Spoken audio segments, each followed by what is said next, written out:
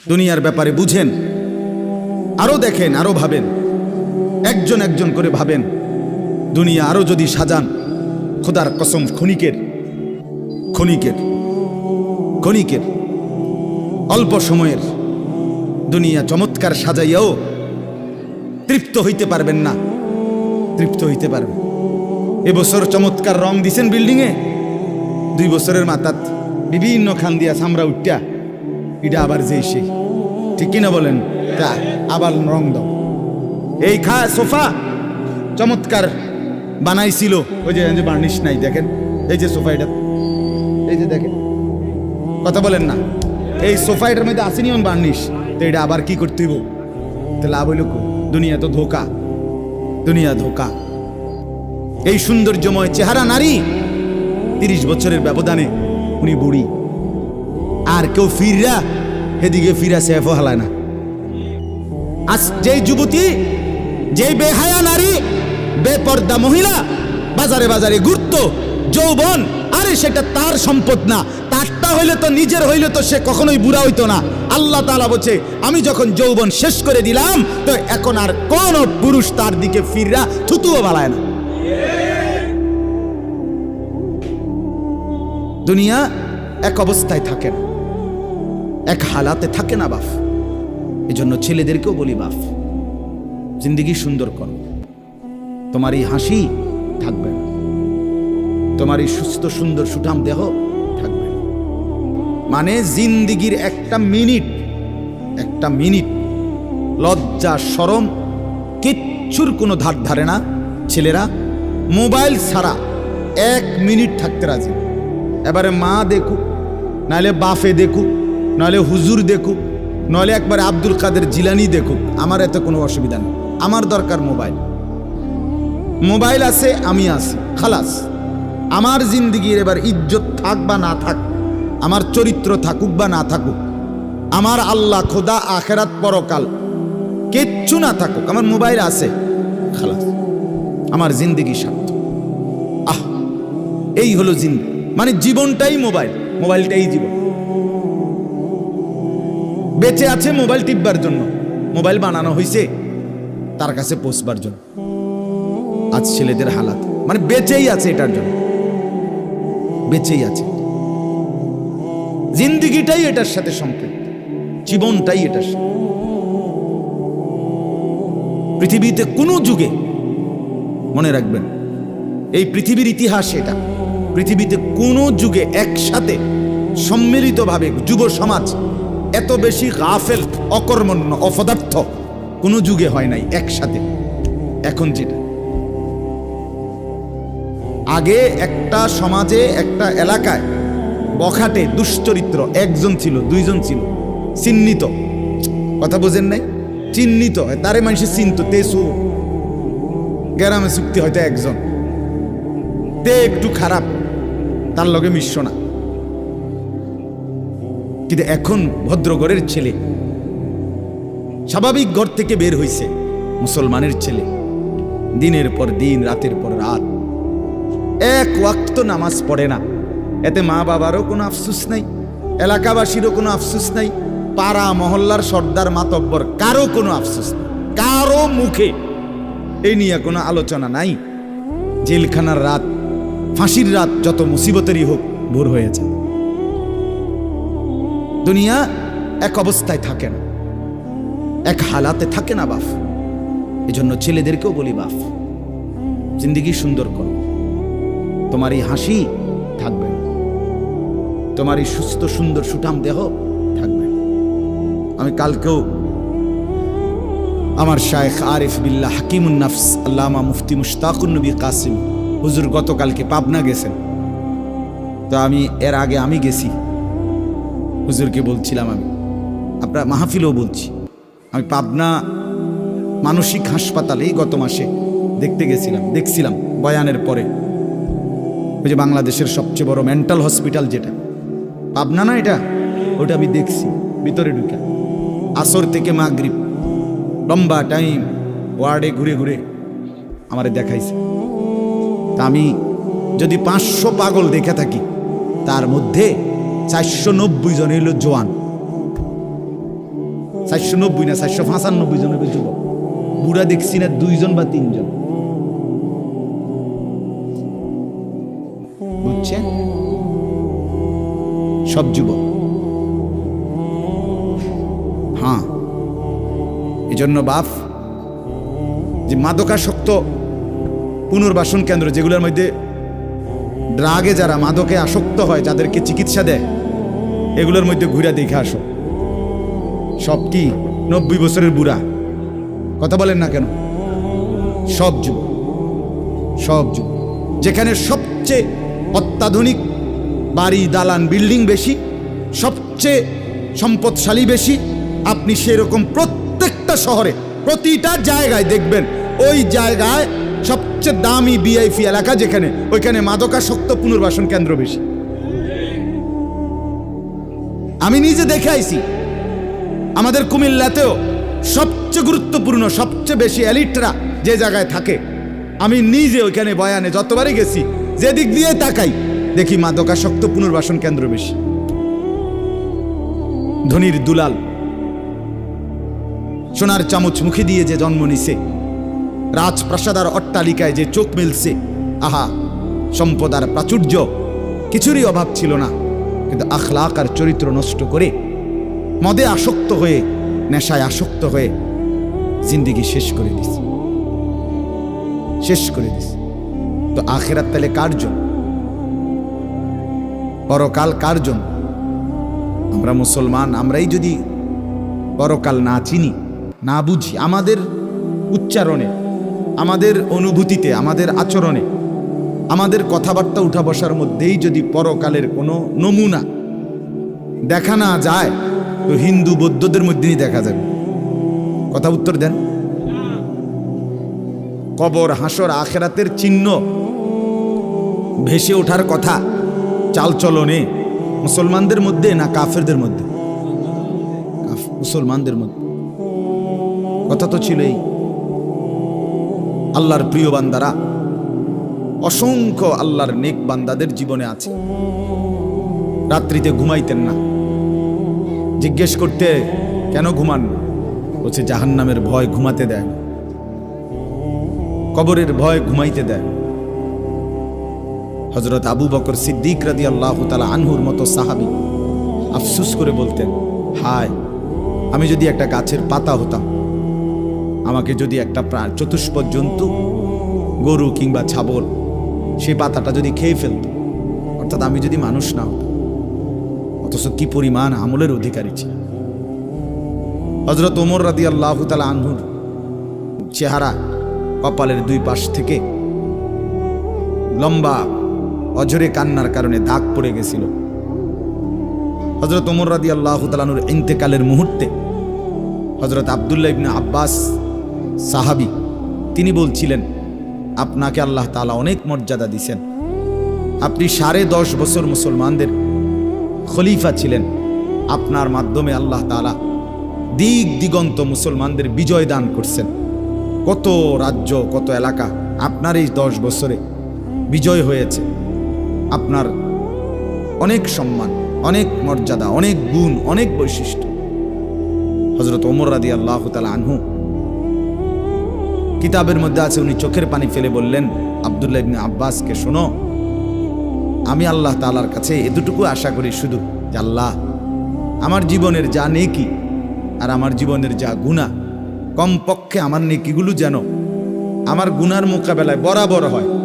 অর্থাৎ এতটুকু নেকি যেন কমপক্ষে হয় যে গুনাহগুলোকে মোচন করে দেয়, নেকিগুলো দিয়ে গুনাহগুলো যেন মিটে বরাবর হয়। এদুরও যদি হয় তো আমি আল্লাহর কাছে সন্তুষ্ট নিজেকে মনে করি, আমার এদুরে সারব। অর্থাৎ নিজের এই বিপুল পরিমাণ নেক আমলকে কিছুই মনে করে না, সামান্য। তা আমাদের পুঁজি কোথায়? আমাদের এই শুক্রবারের শুধু সপ্তাহে একদিনের জুমার নামাজ, এটাই আমাদেরকে জান্নাত এনে দিবে, ঠিক না?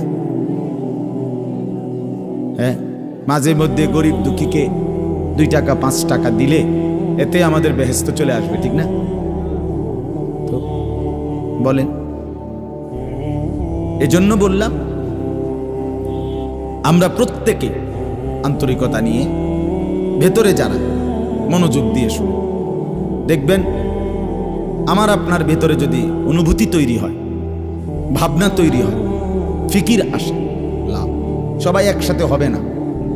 আমি সেদিন ওই ফেরিঘাট, ফেরির মধ্যে উঠছি, বুঝছেন, ফেরি পার হমু আর কি। আমার গাড়ি উঠছে, আমিও উঠছি। তো দেখলাম যে মোটর সাইকেল দিয়ে এক ছেলে ফেরিতে মোটরসাইকেলটা নিয়ে উঠছে ফেরিতে। ওইটা মাত্র এক পাশে এটারে ব্রেক করে থুইয়া মানে একটা মিনিট দেরি হয়েছে না, আগে এটার পাশে দাঁড়াইয়া একটা ছবি উঠাইছে, আগে উঠাইয়া চুলটুল ঠিক করে ছবিটা 2-3টা পোস্টে উঠাইয়া এরপরে হেতে চারিদিকে চাইছে যে আগে মানুষ আসেনি আরো না, আমিও শুধু ফেরি। মানে তার প্রথম দায়িত্ব কি উঠানো, ছবি উঠা। তাহলে কি পরিমাণ ছাগল মানুষের বাচ্চা পরিণত হয়েছে, বুঝতেছে? তুমি মোটর সাইকেলের লগে খারাইয়া ফেরির মধ্যে ছবি উঠাইয়া ফেসবুকে দিলা, তোমার এটা কোন ছাগলে দেখবো? এটার মধ্যে দেখার কি আছে? মোটর সাইকেল কি বাপ দাদা 14 গোষ্ঠী কেউ চালাইছে না? কথা বলেন না কেন? তো তুমি এটা কিতা দিয়ে এলা, কি দেখো কি আছে এটা? মোটর সাইকেলে কি আশ্চর্য, আর তুমি কি আশ্চর্য? কথা বলে এমন যদি হইতো যে আমি চাঁদের দেশে গিয়ে মাত্র মোটরসাইকেলটা থুইয়ে এখন চাঁদের দেশের থেকে একটা কি দিছি, মাশাআল্লাহ ভালো কথা তো বেড়া, চাঁদের দেশে মোটরসাইকেল চালায়, এটা একটা বিশেষ কিছু হইতে পারে। কিন্তু এনতে রোডেতে চালাইয়া গিয়া ফেরি উঠছে, এটার মধ্যে আশ্চর্যের কি আছে? মানে রুচির দুর্ভিক্ষ, রুচিহীনতা, মন মানসিকতা একদম নিচে নেমে গেছে, একদম অনুভূতি, বিবেক লোপ পেয়ে গেছে, লোপ পেয়ে। মা বোনদের বেহায়াপনা চূড়ান্ত সীমায় নেমে গেছে। মহিলারা পুরুষ সামনে দোনো পাশে ডানে বামে হাঁটতে উঠতে লড়তে দৌড়তে কোনো লজ্জাবোধ করে না। কি বেড়ার গাত লাগে না, বেড়ুইতের গাত লাগে না, অটোর গাত লাগে না, সিএনজির গাত, এত সময় নাই, পুরো ব্যস্ত। বাজার, মার্কেটিং, দোকান, কেনাকাটা, আহা আফসোসের। মানে এটাই বললাম আর কি, একসাথে সবাই, অধিকাংশ, বেশিরভাগ অধপতন একসাথে মুসলমানের সমাজে 1450 বছরে আর কখনো এতটা ছিল না। অল্প অল্প ছিল, অল্প অল্প, 1জন 2জন বেপর্দা নারী, বেহায়া মহিলা, লজ্জা শরম কম, এরম বেডি ছিল 1জন 2জন, 2 গ্রামে 4 গ্রামে। কিন্তু মা বোনদের এখন বাজার আর মার্কেটিং দেখলে মনে হয় না আপনি জিগাইয়ের খবর লইতে বোঝে আপনি বাইক থাকেন কোন টাইমে, সপ্তাহে কোন দিন আপনি বাড়িতে থাকেন কখন, আপনি আপনি শনিবারও দেখবেন এবড়ি বাজারে, রবিবার, সোমবার, মঙ্গলবার, বুধবার, বৃহস্পতিবার, শুক্রবার, শীত, গরম, রোদ, বৃষ্টি, বান, তুফান, ঘূর্ণিঝড়, টর্নেডো, সাইক্লোন, সিডর, মহামারী, করোনা, আরো যদি কিছু থাকে, উনি মার্কেটে যাবে, বাজারে যাবে। দিলের মধ্যে আখেরাতের কোনো মানসিকতাই নাই, নিজেকে বদলানোর অনুভূতিই নাই, ফিকিরে নাই, সোজা কথা। পরকাল বলতে কিছু, এখন যা আছি তাই। এখন সুখে থাকলে সুখী দুনিয়া, এখন দুঃখে থাকলে দুঃখী। জিফুত যদি ঠিকমতো খানা খাদ্য খাওয়ায় খুশি, ঠিকমতো খানা খাদ্য নাই দুঃখী। এই মানে দুনিয়া পেলে খুশি, দুনিয়া না পেলে দুঃখী। লাভ লোকসান, আয় ব্যয়, হিসাব কিতাব, সুখ আনন্দ, দুঃখ বেদনা, হাসি কান্না, আবেগ অনুভূতি, সবটাই শুধুই দুনিয়াকে কেন্দ্র। এখানে কি পেলাম, এখন কি পেলাম, এখন কি পেলাম? ইনহিয়া ইল্লা হায়াতুনা দুনিয়া নামুতু ওয়া নাহইয়া। আল্লাহ তাআলা বলেন নাফরমান আর পাপীদের জীবন কেমন হয়। কোরআনে আল্লাহ বলছেন তাদের অবস্থা হয় এমন যে তারা বলে জীবন কেবলই দুনিয়ারটা, আর কোথাও জীবন নেই, আর কিছু নাই। নামুতু ওয়া নাহইয়া, এখানেই মরবো, এখানেই বাঁচবো। ওমা নাহনু বিমাবউসিন। আল্লাহ বলেন নাফরমানদের দিলের মধ্যে এই বিশ্বাস যে আমাদেরকে পুনরায় কোথাও উঠানো হবে না। আল্লাহ যে বলছেন হাসরের ময়দানে তোমাদেরকে উঠানো হবে, সুম্মা ইন্নাকুম ইয়াউমাল কিয়ামাতি তুবআসুন, আল্লাহ তাআলা বলেন তোমাদের প্রত্যেককে কিয়ামতের দিন হাসরের মাঠে তোলা হবে। আল্লাহ বলেন বেঈমানের দিলে এটা থাকে না। তার কথা হলো প্রাপ্তি অপ্রাপ্তি, লাভ লোকসান, ভালো মন্দ, হাসি আনন্দ, দুনিয়া। ছেলে বিদেশ থেকে টাকা পাঠাইতেছে, খুশি। ছেলে বিদেশ থেকে টাকা টুকা ঠিক মতো দেয় না বা কামাই রোজগারি কম, জিজ্ঞাসা করবেন কেমন আছেন, কি এর বালা? আমরা আর বালা কি? হ্যাঁ, কি সমস্যা কি তা চাচা?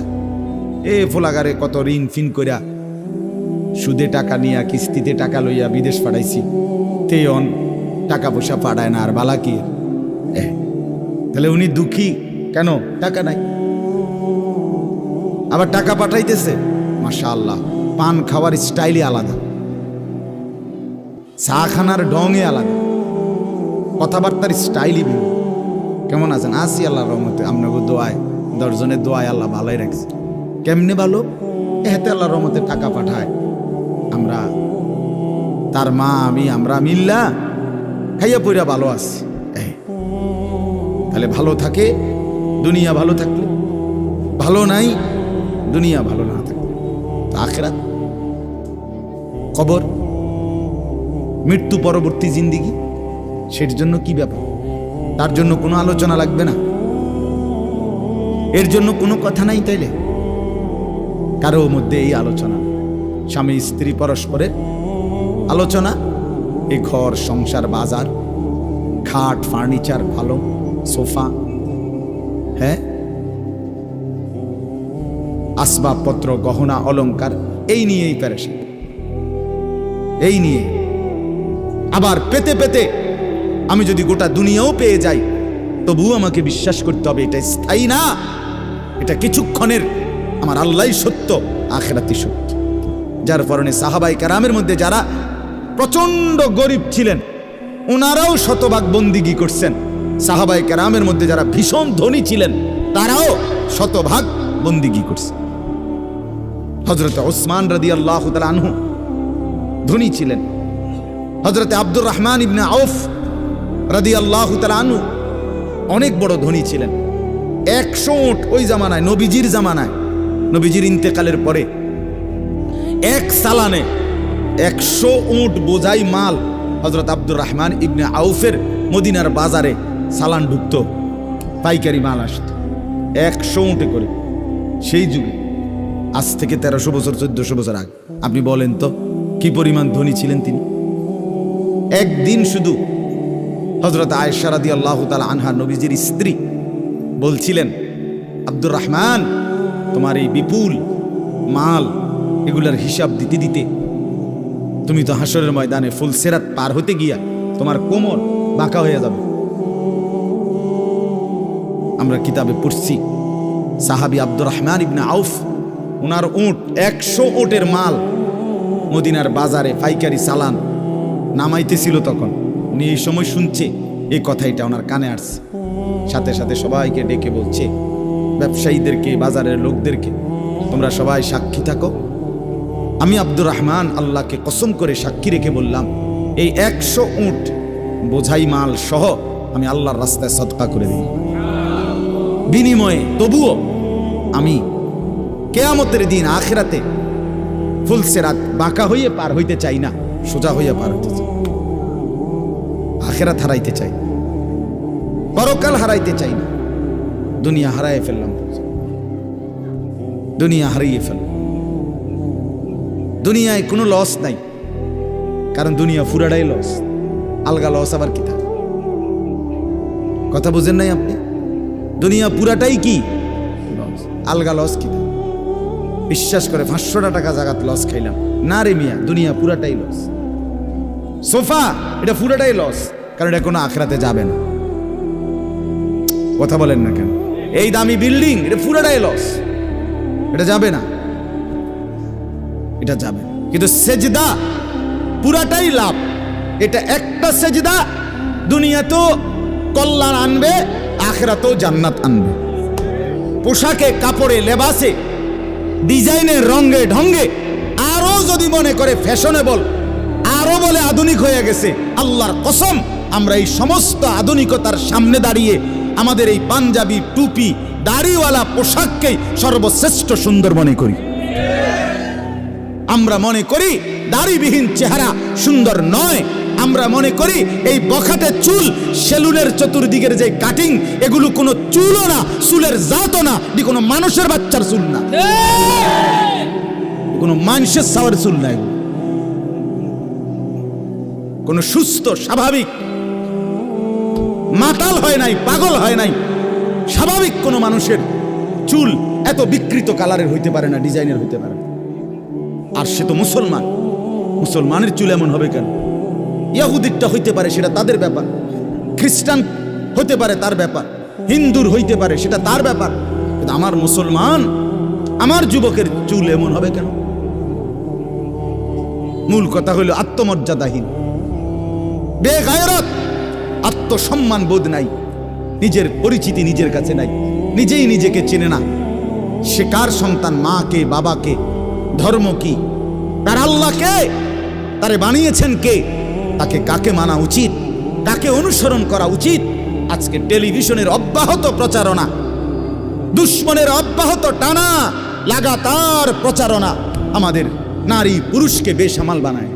সবাই মিলে পাগল যে কাফেরের মতো সাজো, দুশ্মনের মতো সাজো, ইহুদির রঙই রং, খ্রিস্টানের সাজে সাজ, কাফের বেঈমান নাস্তিক মুরতাদ তাদের রং ঢং, তাদের চুল, তাদের লেবাস, তাদের জামা, তাদের শাড়ি, তাদের গহনা, তাদের প্যান্ট, তাদের লেবাস, তাদের পোশাক, এটাই সৌন্দর্য, এটাই আকর্ষণীয়। এটা হলো মূলত রুচিহীনতা, বিকৃত মানসিকতা, আত্মসম্মান বোধ, আত্মপরিচয়হীন ব্যক্তির পরিচয়। যে নিজেকে চিনে না, যে জানে না আমি চিনি আলহামদুলিল্লাহ, আমার আল্লাহ আছে, আমার একজন রসুল আছে, আমার একটা কিতাব আছে, আমার একটা ধর্ম আছে, আমি কেন অন্যের পোশাক পরবো, আমি কেন অন্যের রঙে সাজবো? আমি কি ফকির? কথা বলেন না কেন? আমি ফকির নাকি বেটা? আমি তোরটা মতো মানবো কেন? আমার আল্লাহ আছে না, আমার রসুল আছে না, আমার লক্ষ চাইতে বেশি সাহাবী আছে না, আমার আউলিয়ায়ে কেরাম আছে না, ওলামায়ে কেরাম আছে না। তাইলে এই জন্য দয়া করে প্রত্যেকে ফিকির করে, আত্ম উপলব্ধি বড় নিয়ামত, বড় নিয়ামত। নিজেকে চিনা, নিজের বুঝ বুঝা, দুনিয়ার ব্যাপারে বুঝেন, আরো দেখেন, আরো ভাবেন, একজন একজন করে ভাবেন। দুনিয়া আরো যদি সাজান, খোদার কসম ক্ষণিকের ক্ষণিকের ক্ষণিকের অল্প সময়ের দুনিয়া চমৎকার সাজাইয়াও তৃপ্ত হইতে পারবেন না, তৃপ্ত হইতে পারবেন। এবছর চমৎকার রং দিছেন বিল্ডিংয়ে, 2 বছরের মাথাত বিভিন্ন খান দিয়া সামরা উঠা, এটা আবার যে সেই, ঠিকই না বলেন? তা আবার রং দাও। এই সোফা চমৎকার বানাইছিল, ওই যে বার্নিশ নাই, দেখেন এই যে সোফা, এটা এই যে দেখেন, কথা বলেন না? এই সোফা এটার মধ্যে আসেনি অন বার্নিশ, তো এটা আবার কি করতে হইব? লাভ হইল কই? দুনিয়া তো ধোকা, দুনিয়া ধোকা। এই সৌন্দর্যময় চেহারা নারী 30 বছরের ব্যবধানে উনি বুড়ি, আর কেউ ফিররা এদিকে ফিরা সেফও হালায় না। আজ যেই যুবতী, যেই বেহায়া নারী, বেপর্দা মহিলা বাজারে বাজারে ঘুরতো, যৌবন, আরে সেটা তার সম্পদ না, তারটা হইলে তো নিজের হইলে তো সে কখনোই বুড়া হইতো না। আল্লাহ তাআলা বলছে, আমি যখন যৌবন শেষ করে দিলাম, তো এখন আর কোন পুরুষ তার দিকে ফিররা থুতুও বালায় না,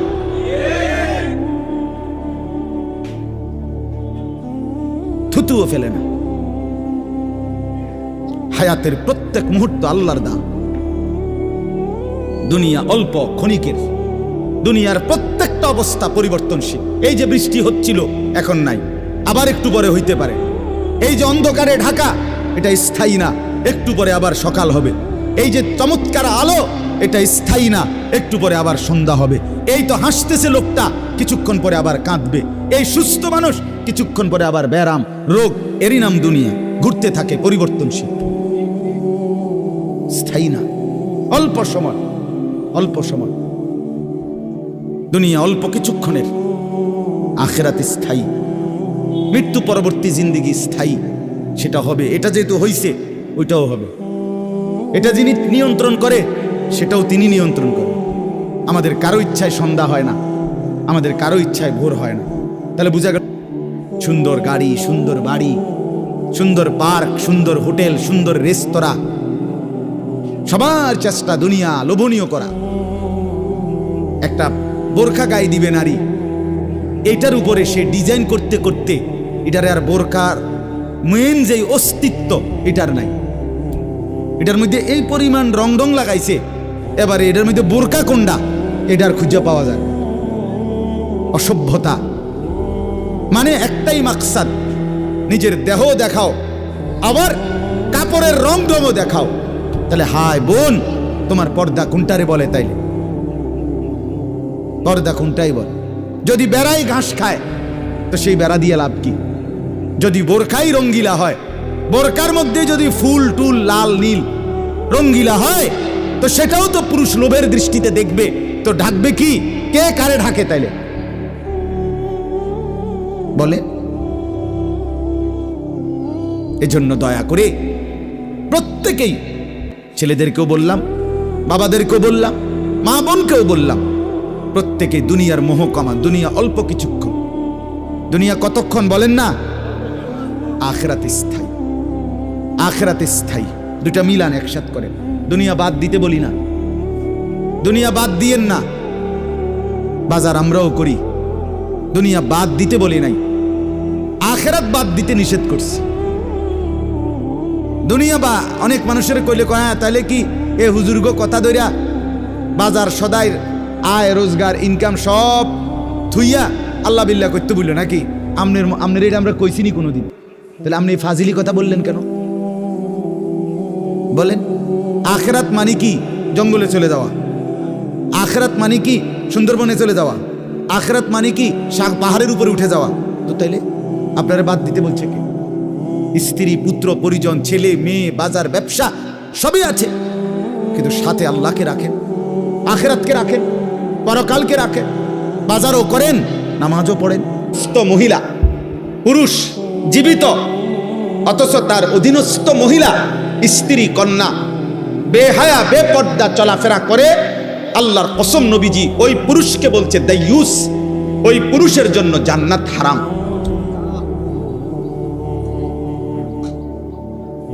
এটা মনে রাখতে হবে বাপ। দাইয়ুস বলা হয় মহিলাকে না। আমাদের সমাজে অনেক মানুষ বোঝে না এটা। মানুষের কথা কথা বেড়িতে কয়, তাই একটা দাইয়ুস মহিলা। না না না, মহিলা দাইয়ুস হয় না। দাইয়ুস পুরুষকে বলে। পুরুষ, যেই পুরুষের অধীনস্থ নারী বেপর্দা, যেই পুরুষের অধীনস্থ নারী বেহায়া, যেই পুরুষের অধীনস্থ নারী বেপর্দা চলাফেরা করে, ওই পুরুষকে বলে দাইয়ুস। ওই পুরুষের জন্য জান্নাত হারাম। কথা বুঝছেন আমার কথাটা আপনারা? ওই পুরুষের জন্য কি হারাম? স্বামী বাইচা আছে, স্ত্রী বেপর্দা, বাবা বাইচা আছে, মেয়ে বেপর্দা। এই যার অধীনে নারী বেপর্দা, ওই ব্যক্তিটা, ওই পুরুষটা হলো দাইয়ুস, তার জন্য জান্নাত হারাম। তো মহিলার জন্য তারও আগেই নাই। রাসূলুল্লাহ সাল্লাল্লাহু আলাইহি সাল্লাম বলছেন, 500 বছরের রাস্তা, 500 বছরের দূরে থাকতেই, জান্নাত থেকে 500 বছরের দূরত্বে থাকতেই কোনো ব্যক্তির নাকে জান্নাতের ঘ্রাণ লাগবে। তো কিন্তু আল্লাহর নবী ওয়াদা দিছে, বেহায়া নারী, বেপর্দা নারী 500 বছরের দূরত্বে থাকেও জান্নাতের এই বেহায়া নারী ঘ্রাণও পাবে না, ঘ্রাণও পাবে। লাম ইয়াজিদনা রিহাল জান্নাহ, জান্নাতের ঘ্রাণও তার নাকে লাগবে। বেপর্দা নারী, বেহায়া নারী। এই জন্য কার শাড়ি কে দেখে? একজন মহিলা শাড়ি কিনছে, এটা দেখবে কয়জনের? সর্বোচ্চ 10-20 জন মানুষ। পুরা ইউনিয়নের মানুষ কি আর রং চাইতে হয় বলি আপনার বেডির কাপড়? এক জোড়া জুতা কে দেখে? আর কার জুতা কে দেখে? কার ঠেঙ্গে জুতা নাই? জুতা তো প্রত্যেকের পরনেই আছে। তাহলে বুঝি পুরা গ্রাম চুক্তি মানুষ আইবা আমাদের জুতো একজোড়া চাইতে হবে। এটা নইলে 10-20 জন মানুষ দেখবে এটুকুর জন্য। আয় হায় হায়, আপনাদের ওই সন্তানের কি হবে, আপনাদের ওই ছেলে মেয়ের কি হবে? আয় হায়, এই অসভ্য, এই বেয়াদব, এই খায় আর পেশাব করে আর পায়খানা করে আর ঘুম যায়। আয় হায়, এই জন্তু জানোয়ারের জীবন। এক বেলা খায়, আরেক বেলা ঘুম যায়, আরেক বেলা পেশাব পায়খানা করে, এতটুকুই রাত পার করে, এভাবে দিন পার করে। এ তো জানোয়ারের জীবন, এ তো জন্তু জানোয়ারের জীবন, হাইওয়ানের জীবন, গরু গাধার জীবন। এটা মুমিন মানে তো যে ইবাদত করে, মুসলমান মানে তো যে আল্লাহকে চেনে, ইমানদার মানে তো যে আখিরাতকে চেনে। আরে ওই দিন কিতাবে পড়ছি, একজন বিখ্যাত বুজুর্গ ছিলেন হযরত সুফিয়ান সাউরি রাহমাতুল্লাহ আলাইহি।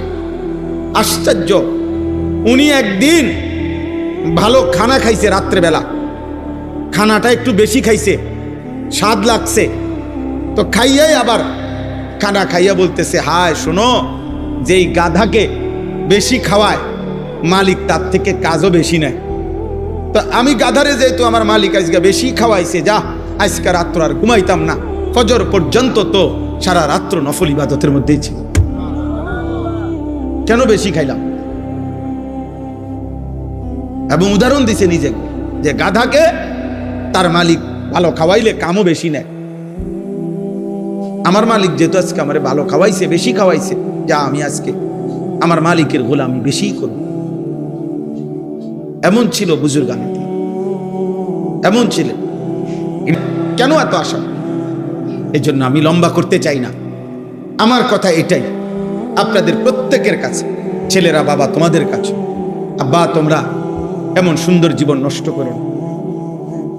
সারা পৃথিবী উত্তপ্ত, বারবার কিন্তু ধাক্কা লাগে। মনে রাখো ভাই, সুখের জীবন কমে আসতেছে, ফুর্তির জীবন কমে আসতেছে।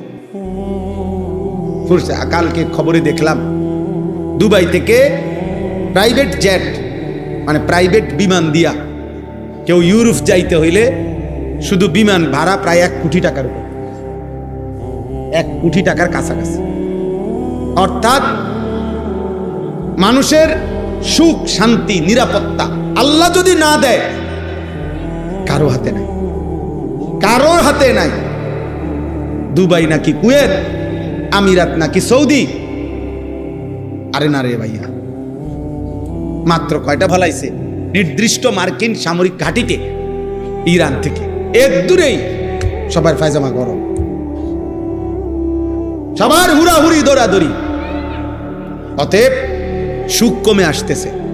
এই দেখবেন সারা পৃথিবী অস্ত্রের ঝনঝনানি। প্রত্যেকটা রাষ্ট্রই তাদের নিজ নিজ অস্ত্র শান দিতেছে, নতুন করে ধুইয়া মুচ্ছা সাফাই পরিষ্কার করতেছে।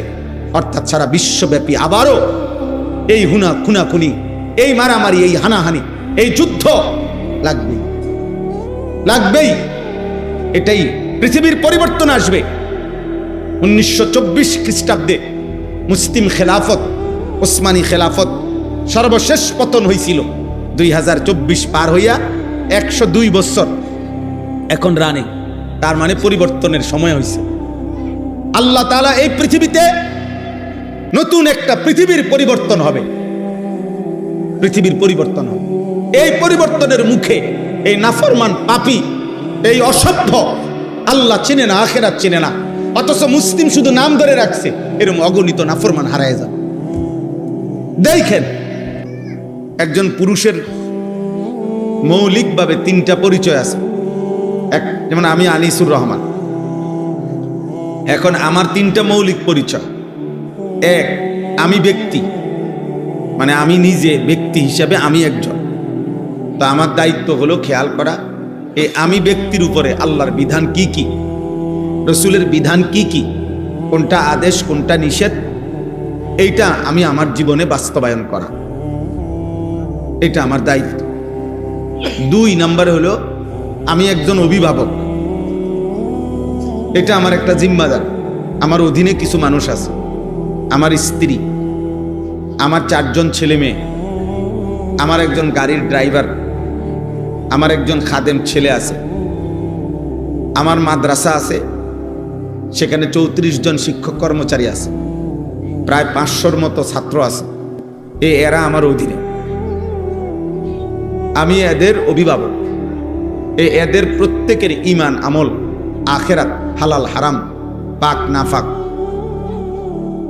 আল্লাহ রসুলের বিধিবিধান মানে না না মানে এটা খেয়াল করা, এর জন্য যথোপযুক্ত ব্যবস্থা করা, এর জন্য সর্বাত্মক চেষ্টা করা, তাদেরকে আল্লাহর উপরে, ইবাদতের উপরে রাখার জন্য এটা আমার দায়িত্ব।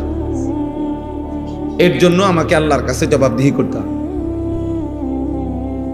3 নাম্বার হলো আমি একজন উপার্জনকারী, অর্থাৎ পুরুষ মাত্রই উপার্জন করে, কামাই রোজগারি করে, জীবন চলতে গিয়ে উপার্জন করে, চাকরি হোক, ব্যবসা হোক, দেশে থাইকা হোক, বিদেশ থাইকা হোক, কৃষি হোক, ক্ষেত খামার হোক, যেমনি হোক পুরুষ মানুষ রোজগার করে।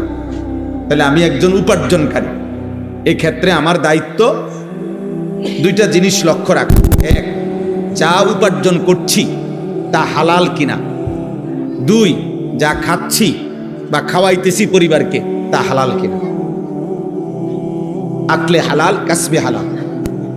আমার উপার্জনটা হালাল কিনা, খাবারটা হালাল কিনা, এই 2টা খেয়াল কর। তাহলে এই 3 জিনিস বিবেকবান পুরুষ মুসলমান তার জিম্মাদার। 1, আমি আনিস, আমার উপরে আমার আল্লাহর হুকুম কি, আমার রাসূলের হুকুম কি, আদেশটা কি, নিষেধটা কি, সেটা ঠিকমতো পালন করা। আমার অধীনস্থ যতজন, ওদের ঈমান, আমল, আখেরাতের ফিকির করা আমার দায়িত্ব। আমি যা রোজগার করি যেভাবেই হোক, তো সেটা 1 নাম্বার হালাল কিনা, এবং যা খাই তা হালাল কিনা। এই বিষয়ে যে যত্নবান না, তারা সংসার করে ঠিক, জীবন চলে ঠিক, কিন্তু এলোমেলো। নিজের জীবনে আল্লাহ নাই, রাসূল নাই, আখেরাত নাই, পরকাল নাই, স্ত্রী একদিকে, জিফুতে একদিকে, সবাই সবার মতো এমনি মুখে মুখে বলে আরে পরিবার, ফুতে কয় আরে হবে আমার আব্বা, কিন্তু আব্বা আব্বার মতো, ফুতে ফুতের মতো, স্বামী স্বামীর মতো, স্ত্রী স্ত্রীর মতো। আমাদের 4টা ছেলে মেয়ে আছে, ওরাও তো বাঁচবে আগামী দিন। আপনি শুধু মরে গেলেন, আপনার নাতি নাতনি আছে না, তো ওরা আগামীর পৃথিবীতে যদি নিরাপদে থাকতে না পারে। এই জন্য দয়া করে রমজান মাস বেশি বেশি দোয়া করেন, রমজান মাস আল্লাহর দিকে ফিরেন। শুধুমাত্র দুনিয়া ভোগ করা এটা জানোয়ারের জীবন। আবারও বলছি, শুধুমাত্র দুনিয়া ভোগ করা এটা কাফের বেঈমানের জীবন। ইমানদার মানে যে দুনিয়া ভোগ করে না, যে আখিরাতের প্রস্তুতি গ্রহণ। আল্লাহ আমাদেরকে তৌফিক দান করেন। এই 6টি আমল আবারও যত্নবান হবেন। পুরা মাস রোজা, পুরা মাস তারাবি, ইফতার, সাহারি, এতেকাফ এবং শবে কদরের বেজর রাত্রি শেষ দশকে তালাশ, বেশি থেকে বেশি ইবাদত আমলের জন্য চেষ্টা করেন। আল্লাহ সবাইকে কবুল করেন। এই মাদ্রাসা আল্লাহ তাআলা কবুল করে নেন। এই বছর শীত সিজনের মাহফিলে আমি ডেট দিতে পারি নাই, শুধু এই কারণে আসছি, মূলত আজকে আপনাদেরকে সাথে নিয়ে দোয়া করা, মাদ্রাসার জন্য আপনারা দোয়া করবেন। আপনাদের দান, আপনাদের সহযোগিতা, আপনাদের ভালোবাসা, এই সব কিছু আপনারা সব সময় করে থাকেন। আমরা জানেন মাদ্রাসার শুরু থেকে আমি এই মাদ্রাসার সাথে সম্পৃক্ততা আছে আমার। হাজী সাহেব আমরা একসাথে এবারও এই রবিবার দিন আমরা আল্লাহর ঘর থেকে উমরার সফর করে, আমি, হাজী সাহেব এবং তামিম ওনার ছেলে, আমরা প্রায় 101 জন আমার শায়েখ আল্লামা মুফতি মুশতাকুন নবী কাসিমি হজরতের সাথে উমরায় গেছিলাম। রবিবার দিন আমরা আসছি। তো এই জন্য আমরা এই মাদ্রাসার কথা হাজী সাহেব সেখানেও বারবার বলছেন আমাদের কাছে, আমরা আপনাদের জন্য দোয়া করি, এই মাদ্রাসার জন্য দোয়া করছি। এই জন্য আপনাদের সবার কাছে অনুরোধ, মাদ্রাসার পাশে থাকবেন, মাদ্রাসাকে ভালোবাসবেন, বলেন ইনশাআল্লাহ। মাদ্রাসা উম্মতের পাওয়ার হাউস, মাদ্রাসা উম্মতের বিদ্যুতের স্টেশন, যেখান থেকে দিন সরবরাহ। আমরা আজকে 2-4টা কথা আপনাদের সামনে বলতে আল্লাহ তৌফিক দিছে, তা আমরা কোনো না কোনো মাদ্রাসার ছাত্র। কি বলেন? আমরা কোনো মাদ্রাসায় পড়ছি না, তো আমার শায়েখ আল্লামা মুফতি মুশতাকুন নবী সাহেব বলে যে 12 বছর আমি মাদ্রাসায় পড়লাম, তো 12 বছরে যতগুলো মাদ্রাসায় পড়ছি, প্রত্যেক মাদ্রাসায় যত মানুষ দান করেছে, টাকা পয়সা দিছে, সহযোগিতা করেছে, সমস্ত মানুষ খোদার কসম আমার এই বলার দ্বারা, আমার এই আপনাদেরকে কিছু শোনানোর দ্বারা যদি কিছু নেকি হয়, তাহলে যত মানুষ আমার পড়ালেখার জীবনে আমার সেই মাদ্রাসাগুলোতেও দান করেছিল, তারা প্রত্যেকেই আমার এই নেকির থেকে তারাও নেকি পাবে, কোনো সন্দেহ নেই। এই জন্য যত ছেলে হাফেজে কোরআন হয়, যত ছেলে আল্লাহর কোরআন পড়ে, আপনারাও তাদের নেকি পাবেন, আপনারাও তাদের। এই জন্য মাদ্রাসায় দান করতে যে অমুকের মাদ্রাসা না অমুকের মাদ্রাসা, মাদ্রাসা আপনাদের সবার, মাদ্রাসা কি আপনাদের সবার। এটা হাজী সাহেবের পৈতৃক সম্পত্তি না যে মাদ্রাসা এটা উনার মৃত্যুর পরে উনার ফুতেরা ভাগ করে করে 2 রুম নিবেগা, অথবা উনারা ছাত্র 30 জন, এক একজন ফুতে 10 জন করে ছাত্র ভাগ করে নিব। এটা কি পৈতৃক সম্পত্তি? এমন কিছুই না, আল্লাহর জন্যই দিছে, আল্লাহর জন্যই করছে। অতএব আপনারা প্রত্যেকে ইনশাআল্লাহ মাদ্রাসার জন্য সহযোগিতা করবেন, আপনাদের ছেলেদেরকে পড়তে দিবেন, আপনারা আন্তরিকতা দেখাইবেন, বিরোধিতা নয় বরং আন্তরিকতা। বলেন ইনশাআল্লাহ, বলেন ইনশাআল্লাহ।